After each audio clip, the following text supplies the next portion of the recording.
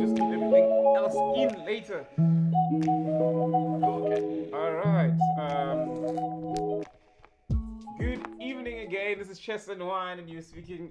This is Eddie Bieler speaking today to the champion coach, the champion of the coach of the Western Cape Province, head coach Reuben Salimu. Reuben, good evening, and welcome to Chess and Wine. Hi, Eddie, how are you? I'm good. I'm good. Thank you. Congratulations. A very big congratulations to you and the whole team of Western Cape for such an outstanding performance at the National Schools Championships. Man, that's amazing work. Thank you so much. Yeah, a combination of a lot of people contributing and producing that. Yeah. But we know that if it doesn't work, we look at the head coach. If it works, we congratulate the head coach. Yeah. So more or less the same though. Like yeah, if it didn't work, the head coach will be pointing at things that didn't work and say these are the reasons why it has failed. But now that it worked and you've succeeded, and obviously you keep on doing these things over and over again. Yeah, yeah. We still, I think it's best that we also do this and come back to the head coach and say, how do you do this? Yeah. So, like, on one part, I'm very lucky that where we are, there's a lot of people doing a lot of good work and a lot of coaches, creating these kids who are capable of playing at such a high level. I don't just mean, I think to understand completely how our chess products come out, you need to understand the way the Western Cape is structured. It makes it easy to get it. Yeah. We have 6 regions. The one that most people know is VP, which is the Cape Town area. Western Province. But we've got five other regions which are, you could classify them as rural regions. This is your Eden, your Overberg, your Cape Winelands, your West Coast, and your Central Karoo. So all these regions are important in terms of production of chess players. Yeah. So as an executive, we try to extract as much talent as we can from all the regions, not just one. Yeah. It's much easier in Metro where we've got lots of coaches and the distances are shorter. Yes. Obviously, much more difficult in the rural areas where the areas are far apart. So my job really, if there can be a brilliance to my job, is to make sure that we don't neglect the rural areas. Yeah. Because in the metro area we've got most of our work cut out. So the brilliance of what we've done is to invest in creating coaches outside our metro areas. How did you go about that? Sorry about that. I just I'm interested in how you involve the rural areas, you develop the rural areas, and obviously developing the coaches in the rural areas. But how do you go about doing that? What programs do you have in place that enable you to do that? And obviously, I mean, okay, good. So sorry about that. No, I just need you to put into because in this question, because as I was speaking to the president of the school's chairs, he mentioned things about resources being limited, and obviously even though the executive could have the will, they just wouldn't have the power or the ability to travel and visit all of those areas. So now, how do you like just keeping that into mind as well when you just answer how you do that? Like how are you able? Okay, good. So lucky for us, we had African Chess Lounge, which is a FIDE Academy. So FIDE academies are licensed to train certain levels of trainers. These are the level of trainers that we actually need. We don't need someone who can create an international master. What we need is someone who introduces kids to chess and someone who trains them to a decent level. Then from there, we can do more. So this machine which produces players is what I find quite lacking in most areas. And most areas know this and they want to do better at this. So we held a series of training programs online to cut out the distance so that anyone in any of the regions could join these courses and train and to become either a level 1 trainer or a level 2 trainer. So we've been delivering these training courses extensively, and over the past 2 years we've trained about 246 trainers in the different regions in total. Wow. So once we've got that, then we know for certain we've got people who would introduce a kid, let's say, to 1,000 player rated. If they do level 2, they can push that kid to say 1,400, 1,500. So having that creates a good base for at least introducing chess to kids properly without, going about it the wrong way. To add to that, the Department of Cultural Affairs and Sports has got these mod schools.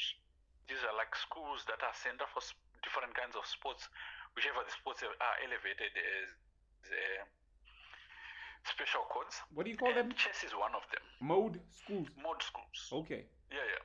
All right. So we've got, in the Western Cape, we've got 83 of these which are supposed to be producing chess players.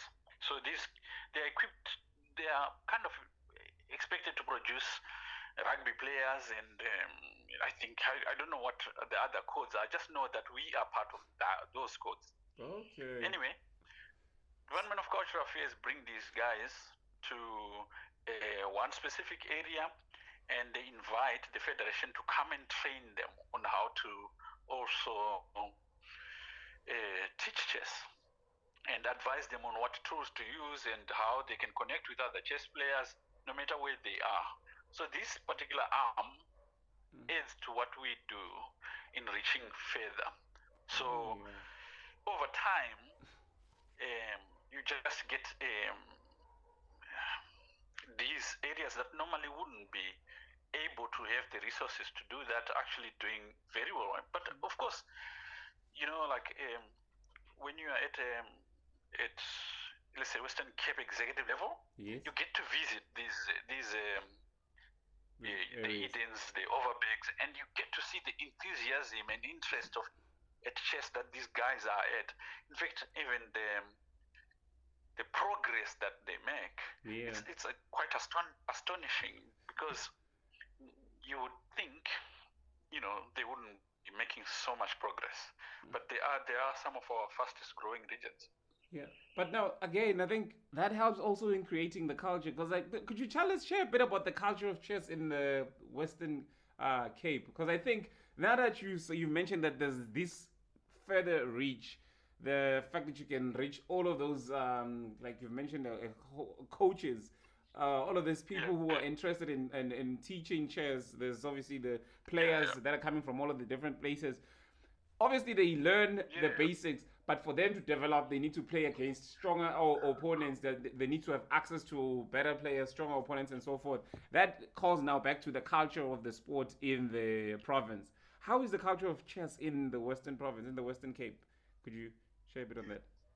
It's number one. I mean, it's always been great, and there are certain families which just have been in chess for a long time and they've done a lot. The Willenbergs, I'm sure you're familiar with them. They're a big family, not just a big family, but like do a lot of development work. It's introduction level. I mean, it's from the dad, the son, the grandson, and so on. It's just they've been amazing in the metro area. You go to Eden, you've got, I think, like 6 big clubs that play every week. They converge at George Club, run by Lionel Campbell. That's another big thing. And what's that league? So it's the Eden League. The clubs just meet every week. You can imagine these people are far apart, but they make sure that every week they meet. And play. And each club comes with like 30 players or whatever, and they play. So anyway, I toured Eden last week, 2 weeks or 3 weeks ago, and I went with Kuro Debenvru there. Yes. And during the day we would play the schools, and in the evening we would play the clubs. Wow. And Lionel Campbell, who was running George Chess Club there, invited us to play with all the clubs. Jeez. And it's just an amazing environment of chess enthusiasts from at all levels, from people who read the chess and people who have never read chess but like are street chess players, and to kids being introduced to chess. So and this is not the only one. I mean, I was at Mykonos about a month ago. Yes. With Kuro Langaban and Mykonos Chess Club, and the other one with Lyndon Julis. I just forget the name. But is it Stennis? Different clubs. Stennis. Yeah. The Stennis, eh? Not Stennis. Stennis is in Metro. Okay. There's another one. Anyway, it beats me. But it's in the West Coast. They all converged with their advanced players, intermediate players, and beginner players. And we had training from Friday, Saturday, and Sunday for the different groups. You see the enthusiasm, like in total, like over 50 players coming for training and interested in learning. Yeah. So it's an existing ecosystem. Like, I mean, I could name coaches from the beginning of the day to the end of the day. It's like just each, and I can tell you, even with all those coaches, it's not enough for the demand of chess that exists. Because I think that's also one of the blinding factors is people assume that there's not much, let's call it work. There is lots. We hardly service the demand that exists. You hardly at 25% in terms of that, like, because we're looking at the number of players. Remember, we were looking in the I think the previous the episode before the one about the results. We were looking at the number of active players, juniors in the Western Cape. I think it's upwards of 4,000. I think, right? And yeah, and that's the ones who compete. The kids at the program I'm running at school right now. Yes. It's compulsory for grade 1, 2, and 3 to do chess. It's compulsory for grade 8 and 9 to do chess. So in total, you're looking at about 700 to 800 kids having chess in class. Nice. Not all of them compete at chess tournaments. So maybe, let's say, 60 of those are very serious about competing at chess tournaments. But the majority of them just enjoy playing chess on chess.com or with each other. Yeah. And this number can even be higher. Yeah, definitely. Because each kid teaches someone at home again, or or wherever it is where they come from in the community. So the numbers just keep growing. And wow.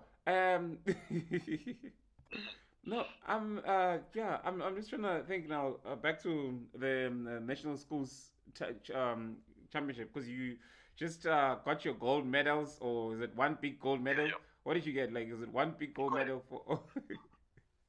No. So each person gets their gold medal, of course. But there was a big trophy, the trophy that you get for winning the chess overall. Yes. The tournament is quite complex. The way it's run. You have 7 players, but your best top scoring 6 are selected to count for your points. Yes. So, okay, so you've got that, and I guess even then we are speaking way ahead. I mean, before you get there, you've got the whole selection criteria, right, of getting there. Yeah, from the beginning. Where do you start? How do you start? Okay, so you're not in school chess. You're not involved with school chess. No, I'm not involved in school chess. I'm with the federation. You're with the federation. And now, how did the federation get involved? Because I think now, this is bringing me back to one of the few provinces that are doing things right. How did now you, as the head coach of the federation, get involved with the school's chess and the team and so forth? And how do you even select? Let's just get to that. The selection of the technical team, the coaches, the managers, and everyone that travels with you to the nationals. Yes. Okay, so the federation is in charge of chess overall in the Cape, right? Yes. Or anywhere else actually. And they work with schools. Yeah. Schools is a big part of your chess community. I mean, that's the people that we serve the most. Yeah. So that's the development. Whenever the federation is not working with the schools, there's something wrong. Yeah. Fortunately, like I told you, the culture of chess in the Western Cape is people just really want to play chess. They really want to have more, and it doesn't mean that there's no arguments or disagreements. There is, but they get resolved. Yeah. And I know that at some point we had some, and we just confront it as unpleasant as it is, and we handle it because these people are all in chess because they really love chess. So it gets resolved. But when we create our teams, we've got 4 members from the executive, Western Cape Chess Executive, and we've got 4 members from the schools, right? Yes. We have a head coach. We've got a manager for the team, the whole team. Okay. He or she coordinates everything for the team from what's expected in verification, whatever it is. Yeah. And then we have an assistant coach who works with the head coach. And then we've got the 4 managers for the 4 different teams. Yes. Right? And then we've got one executive who's there to handle all meetings that are expected to be done at the tournament. Right. So you've got a total of 8 people. So our team, 4 of the members come from the Western Cape executive, 4 of the members come from schools. The head coach from the Western Cape because that's where I sit. And then I choose who we go with for that year depending on budget. Ideally, we need a coach for each team, but budget restrictions sometimes means that we have to choose one. And the criteria for choosing that person is I attend most schools events and see different coaches. I'm looking for a coach who is working with the kids, obviously, and is familiar with the kids, able to motivate with them, able to analyze games, able to offer advice, and obviously certain criteria. You know, like we get different reports on different things, ethics and behavior. Obviously, they're working with kids, so all these things are taken into account. And the person is willing to work and has the time to do it. Because we've got a lot of brilliant coaches. It's not just about coaching. Yes. Some of them are not able to make the time. So, given time, and then we make a selection of who we are going to go with. Who did you go with this time around? This time we had Aldrich van Wyk. Because we were going away and we had a limitation on how many people we were taking, we couldn't take as many as we had last year. Last year we had a coach for each team. Okay. And so, normally if we have a coach for each team, we have 2 new ones who we are apprenticing and, giving exposure to that kind of competition. Yes. Oh yeah. That's but Aldrich has done very well this past year, and he really did some amazing work with Metro. And it's just an amazing workhorse in terms of going through games and stuff like that. And also knowing our opponents and doing research on that kind of stuff. Also, that's something he did. With computers also. Yeah. So he was really the ideal candidate for this year because we had a lot of challenges that he managed to plug. So once we've got the team is easy to solve. Then we've got a qualification system. The qualification system is we've got 6 regions. Yeah.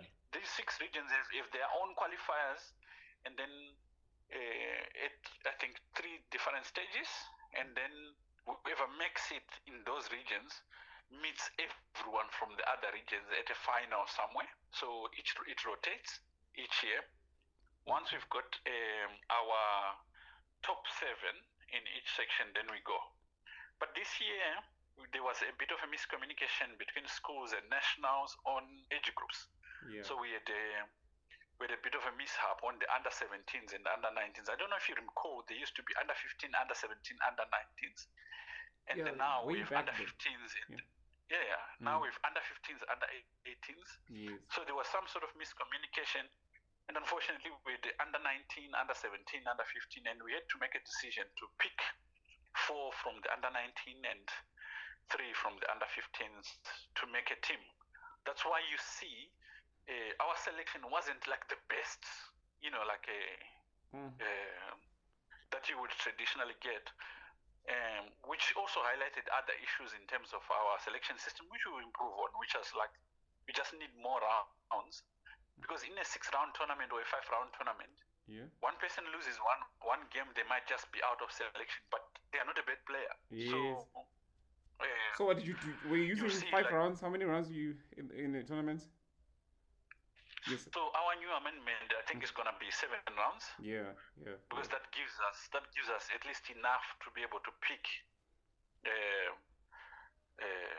like our best performers. But at the same time, one of the things which becomes that's where the hard work then comes in terms of preparation. Is whichever kid you select, with the right work, you can bring them up to speed, just like what we did with this particular group. These were not our usual, like gold medalists. They were like the well-known guys who work hard and sometimes. No one, you didn't know most of them. Yeah, and I only knew, I think, maybe Tiziano, I think, was in the under 18. I think he finished second or third. Yes. And so in this particular selection, we left out. I think Charlton. We left Regan, and I think we left Giran, and a few other players, and some other players can't make it, but that's all right. But so you managed to win without your top guns, without the. But whichever kids make it, they deserve, and so when we realize, like, okay, so the kids we've gotten don't have much training and exposure. What we did is we just went into camp earlier, and because we are far apart, we did all the training online, so we could start preparing way before and give them exposure.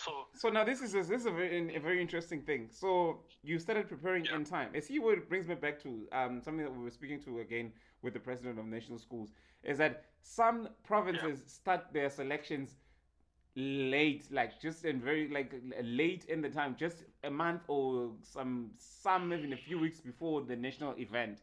When did your selection start, and when did you have your final provincial team ready? So immediately after the first, after schools open, I think by the end of that month we already have had our first trials, and we are already preparing for beginning of February for second trials. Whoa. So are you saying by January, February, you were already running selections for this event? Yes. We've already started. Wow, okay. Otherwise you won't make it. July is just around the corner. Yes. So, No. I mean, you're already late by that time also. I mean, it's not a lot of time. It's not. And it's surprising that, because I only see Gauteng and Western Cape after March already saying that they are running school selections, and I wonder why is not happening with other regions. And I've spoken to other leaders in the schools, and they say by the beginning of the year already they have communicated all their plans to the other provinces. So now when I think schools by December already, they already have a calendar and stuff of what's going to happen, like in November, December, they already because you just don't have enough time. But I think those things could easily be implemented once everyone just understands the cycles. But everyone already understands the cycles. Everyone already knows that by June they need to be having the provincial selections or something like that. So I don't know what it is with other provinces, because apparently KZN only held their provincial selections a week before the national championships. So you'd wonder when they had the time to prepare the players. So it's amazing that some of their kids were doing very well. I mean, it's not a lot of time. It's just, it makes it hard for the team, because there are certain elements to it, to training. One is mental toughness and two is team cohesion and the kids being able to feed off of each other. Yeah. So if they don't know each other, it's gonna be very difficult. Yeah. We really in this year's team, a lot went into the spirit of the team to really make it, because if you look at the final scores, we made it by half a point, and to win the tournament, which means every point counted, and every moment when you had to give an inspirational talk to the team, or it really counted. And there were kids who would lose a game or two, and you would think, oh no, they're down and out. And I think we had Ethan, he just went on to win the rest of the games, Nice. those kind of things come from being around people who encourage you and people who believe in you,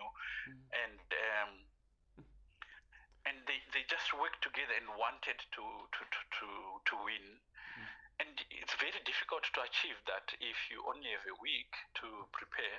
So for us, we had quite a few sessions before online, and even those we were thinking, oh, this is not enough,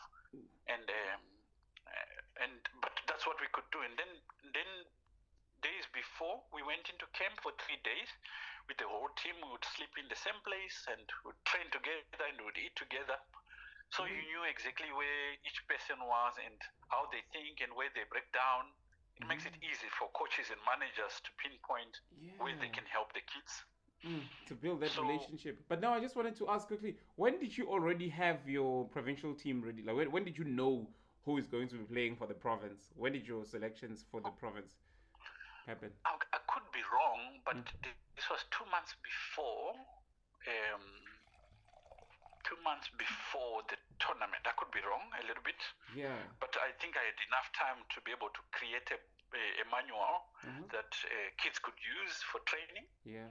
And plan what we were gonna focus on after surveying the kids to be strength. I mean, I remember realizing that we didn't have problems with openings and stuff like that. Yeah. We needed to be much more stronger on technique and end games. Yeah. And we put a lot of work into that. So yeah, it must have been about a month and a half to 2 months before. So how many? The thing which made it long was that we had that mistake of under 17s and under 19s. Yeah. But we managed to find a resolution to that. And the problem is when you have a problem, this is why you need to do it earlier. When you have a problem, it takes longer to resolve it because you have to send it, let's say, to parents, and it takes 3 days to get a full response. Everyone has to agree. It takes time. So that's why you need to have your trials early. But we aim to have at least 2 months before the tournament so that we can start planning and get everything. It's not perfect. I mean, you can imagine, it's a lot of people involved. It's not perfect, but I think everyone really tries. Yeah. That's another thing. But then now, how many times were you able to meet the players? Because I know with some provinces, they meet on the days of the selections, on the trials, and then they will go on and meet for the first time when the next time they meet will be when they are traveling now to the nationals. They have their 1 or 2 day camps before. So we wanted to have 8 training sessions. We didn't really get them. We got in 5, and then we got the 3 days before, where we then had the full day where we spent really working at stuff. So the days before gave us an idea, because what we would do is we would train them on a concept or which we felt was lacking, and then they would play against each other. And then we would also look at the games. So we had a collection of all their games on a private platform, which we could, use. This way their games were off of the grid. So we could, as coaches, could sit down and see this one had a problem in that. And we could advise them individually what they needed to work on. Yeah. And then when we got to camp, we just focused on technique and end game, pretty much the whole day. And then at the end of the day, 2 hours before we'd have a tournament again, look at the games, just keep polishing. So when we got to the tournament, we didn't really worry about openings because we knew that was all right. Yeah. The kids, and also the kids, after we finished with them, they had access with their private coaches if they needed to ask some specific questions. Yeah. Because again, I mean, these kids, they are not just our product, they are products of their coaches, and we would coordinate with those coaches to, if there was something specific that we felt needed to happen. Oh yes, so you just let the coach that they need to work on 1, 2, 3. So exactly. yeah. So then the only request we would have is once we got to the tournament, we didn't want to have conflicting viewpoints with the coaches, so we just worked on the kids when we were at the tournament. All right. So now resources, very important thing, because I know that I mean that's normally the challenge that you would find that people would be like they would have their team ready and they would wish that they would have, because I mean I was a head coach once as well for Mpumalanga, and at least by then we did better. I think we would finish 5th and 4th in some spaces, but now is that when you have a team and wish to have a training with them, you would be hindered by the resources. You wouldn't be able to arrange to get the players together, because you'd find that some of the players selected from Enkangala, some of the players selected are from Mechetsibande, and you are in Ehlanzeni, some are there and there. With all 6 regions, and obviously having players selected from all different 6 regions, how were you able to have them all for 8 days? Was this an online thing, or did you have? Oh yeah, so the first part was online, so that we could do. So nowadays we're lucky we gave these resources, so we could do online, so the kids could do wherever they were. So that helped a lot. That made life easier. And then we have a very good relationship with our Department of Cultural Affairs and Sports. It supports us in anything we need to do. And obviously they have that allocation, like this is going to happen, they know for certain. You just have to, as a federation or as a region, make sure that your admin is in and you collect whatever it is that they give you. And in the Western Cape, some of the benefits of what Department of Cultural Affairs does is sometimes they might not give you cash, but they'll give you a place where you can go and stay and train, right? Oh yes. Sometimes like I said, there's many people who are really for what we are doing and for chess. Sometimes a coach who give access to their training facilities, or the region would supply boards, or a school would supply, like everyone is pretty much working together to make it possible. Because like when we win like now, it's not just an individual who's win, it's the province. It's the whole province. I see the celebrations are coming from all over the province, eh? I mean, when I look at how things got together for this, it's people from the different areas that contribute differently. Even like I remember there was a day where the VP president came to see the team just to wish them well, and offer them motivation. These kind of things. Yeah. Yes, exactly. Yeah. Is that Andrew? Who's that? Who's the VP? The VP president? Andrew Lewis, is it? It was Burton. Burton. Oh, Burton. Okay. Andrew is the Western Cape Federation president. Oh, VP? You mean the region? Yeah. Oh, okay. All right. Yeah. So it's like it's simple stuff like that. Or sometimes you get a coach who comes to assist, but he's not really part of the contingent, but he knows it's happening and he comes to give his time. Yeah. So there's a lot of that. So it's not a, you can never say, oh, that was an like individual effort. No. And these kids, sometimes you never even met them. Suddenly you're meeting them and they're part of the team. Yeah. And their coach has been doing amazing work. And they're going. So yeah, there's many cogs, I guess, to the process. So I guess now the role of the head coach would be now to collaborate all of this. Exactly. Yeah. And to work everything together and bring everything, and also like help the coaches where they get stuck as needed. I remember like when we went into COVID, one of the tasks I had was to train coaches that were not coaching online on how to coach online, so that they could continue making a living. Yeah. So we would do that. The overall thing is like when we do that, if everyone wins. Interesting enough, you never lack, because there's just so much more that we do. sometimes it's easy to forget that, like, what one of us does that's not positive affects us negatively as a group. Yeah. So yeah, we try by all means to try and make sure that everyone makes it. So that's actually again very important thing, the collaborative part. This is all the effort, the collaborative efforts of Western Cape's schools structure and the federation structure. Yeah. So would you say And the the working regions. relationships between those two is is a good one? No, it is absolutely a good one. It's not perfect, and there's sometimes like we run into each other and we fix it because we've got no option. Yeah. Listen, every time you have people with some idea, yeah, you will run into upsets. It's always gonna happen. But sometimes what I feel happens when things go wrong is that people decide to make a meal out of the disagreement. Yeah. And not find the common ground of where things are working, because it's easy to put down someone who's actually doing good work.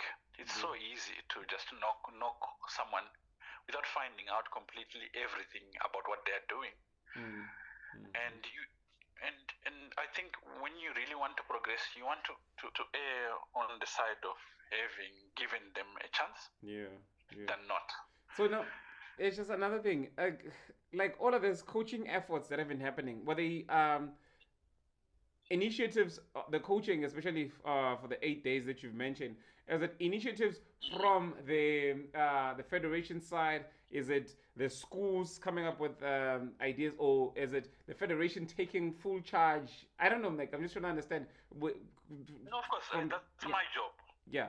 That's my job. Oh, and the schools obviously just understand that okay, now the head coach has taken over. We just need to give him support wherever he needs it. If he wants the kids and so forth, then we arrange that. Yeah, and what's amazing about them is that's what they want. I mean, they are very determined about the kids doing well. Oh yes, yeah.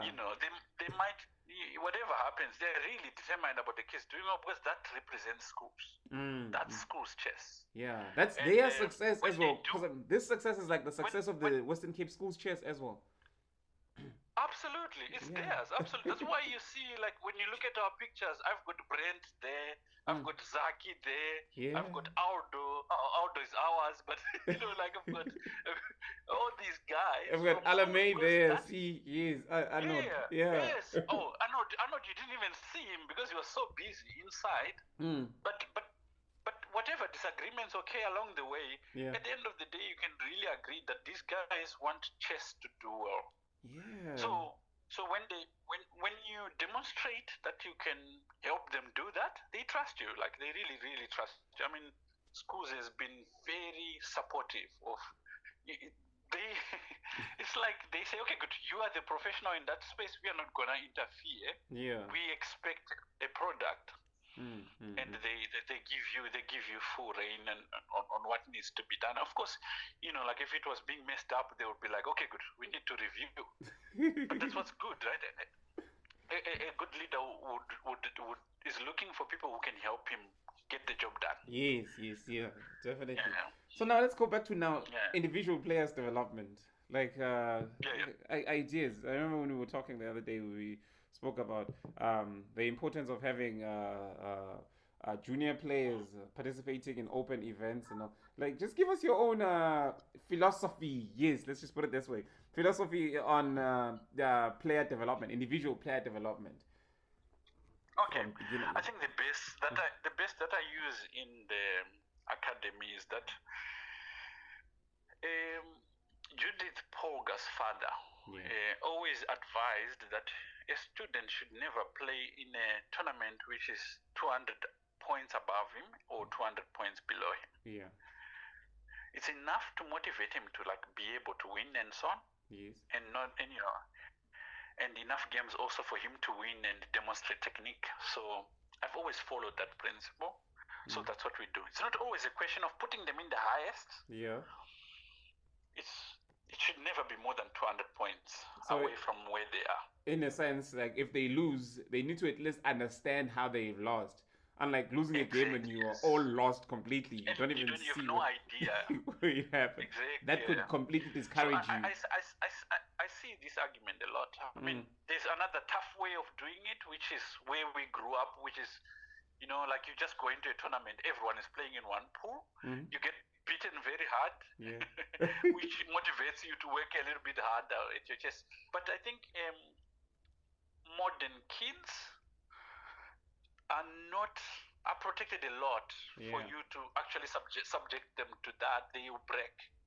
So you need to be considerate, and it varies also with kid to kid. So there are certain kids who you just throw in there and they're fine. Yeah. There's certain kids who won't make it like that, and you need to have. So now coming back to, like, if from a head coach point of view, just 200 points above, 200 points below is a safe bet, and they'll be fine. Yeah, they'll be fine. I mean, you need to play people who are stronger than you to get stronger. Yeah. Otherwise, your mind relaxes. I think it's okay. It's okay. It's working. So why do we need to adjust? Yeah. You never have a reason to improve. You never have a reason to go back to the. Yeah. Exactly. This is not complex. This is not rocket science either. You know. I think everyone knows that. The problem comes sometimes when you have, you know, like that culture of just wanting to be seen as one. Unfortunately, that can be very limiting. I have a child, so I get to know what it's like being a parent. Of a kid competing. So yes, you want them to win, but then meaningless wins are pointless also. Yeah. Like if they go and beat everyone, you know, like in the age group, they shouldn't be playing in the age group. That's just so what you're saying they shouldn't be playing in the age group. Tell me, why is that? Like, because that's another thing I try to discourage a lot with kids. Like, they shouldn't just stay. Well, fine if they're still beginners starting. They've just learned how to play chess 2 months ago. It's fine. My idea is that if you can beat everyone in your age group, why are you playing there? Why? Yeah. So, but if you acknowledge that you're playing for a medal or whatever, then that's all right. Yeah. Then we don't have the discussion of trying to be better. But if you're trying to be better, you must always be in a zone where you're challenged. Yeah. And I think everyone understands that. I have never seen anyone who would argue with that idea. The question is, of course, you know, like, there has to be a balance, like enough to motivate you, enough to get you strong.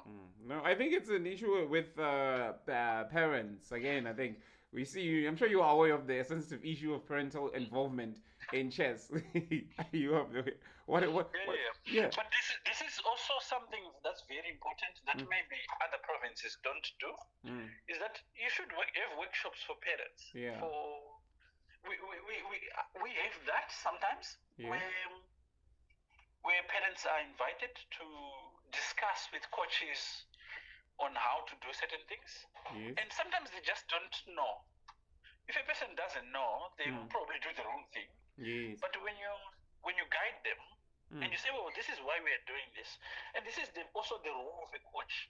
The role of a coach is to educate the parents on what works and why. Don't just say, oh, I want them to play here. The parent doesn't understand. So make them understand it. So make them understand exactly together more strongly than before, and we get to do more. That's what really it offers is by demonstrating that we do it well. We get the buy-in of our investors at various levels, from parents to Department of Cultural Affairs, government, to just say, oh, wow, you know what, it's worth putting our energy into these guys because obviously they bring what they promise, you know. Yeah. So yeah, and in the process, just grow more chess. Because at the end of the day, that's the game. That's really the game, is to grow chess everywhere. And you know, sorry, before I go, we compete with each other a lot as provinces. But I'm telling you now that we've had people from KZN come to do training here. We've had guys from the Eastern Cape come to do training here. Wow, okay. And I think in the next 3 weeks we're having for the first time some guys from Gauteng coming to do training of their trainers. So So it's the game is much bigger. A trainer's training. Profits. Is that some Training. federation organized? Is it schools organized? How is it? What Federation. federation sending trainers?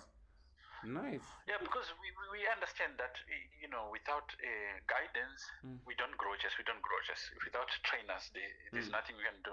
So the core of driving growth in chess is having clubs, running tournaments, and having trainers. Yeah. If you don't have those ingredients, you just play.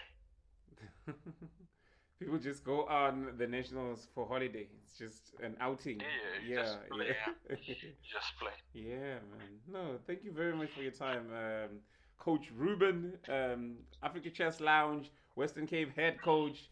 We look forward to having another conversation with you, maybe sometime soon about other, maybe even just offering some. I don't know. We'll see. We'll see. But it'll be great if we could do that. No, thank you very much for sharing your expertise with us. Your winning formula. Pleasure. Have a good night. Cool. And I'm sure that you will also appreciate that, because obviously you're having a coach here that is not stubborn, that is not selfish.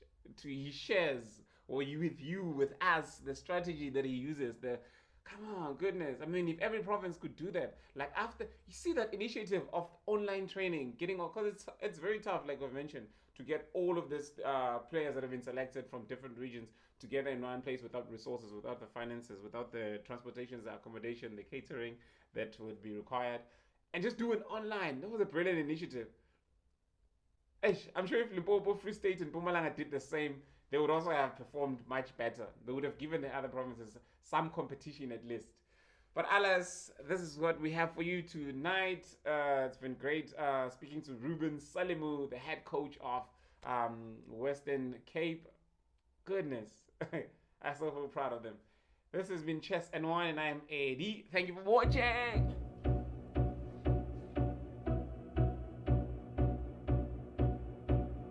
Nothing's impossible. Yeah, nothing's impossible. Yeah, nothing's impossible.